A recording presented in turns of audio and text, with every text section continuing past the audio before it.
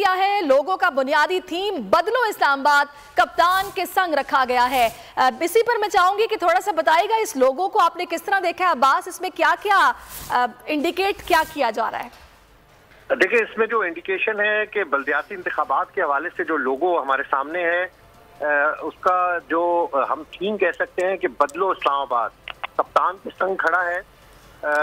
इंतखाबात की तैयारी इमरान खान की तरफ से ये हिदायत है कि शुरू कर दी जाए और साथ साथ बल्दियाती इंतखाबात में भी जोरों शोर से तैयारियां की जाएं और अपनी कामयाबी को यकीनी बनाया जाए। पीटीआई के लोगों में इमरान खान की तस्वीर के साथ फैसल मस्जिद को भी हम देख सकते हैं कि खूबसूरत अंदाज में इस लोगों में दिखाया गया है।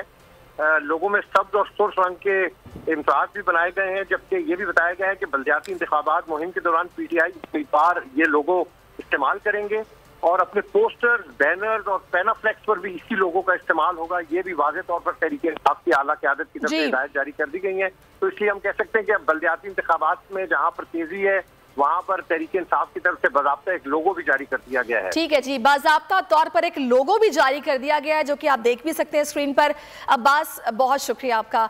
और बहुत खबरें आ रही हैं इस वक्त, हम देख रहे हैं कि सियासी माहौल काफ़ी गर्म है। पीटीआई सिंध के सदर अली जैदी जिन्हें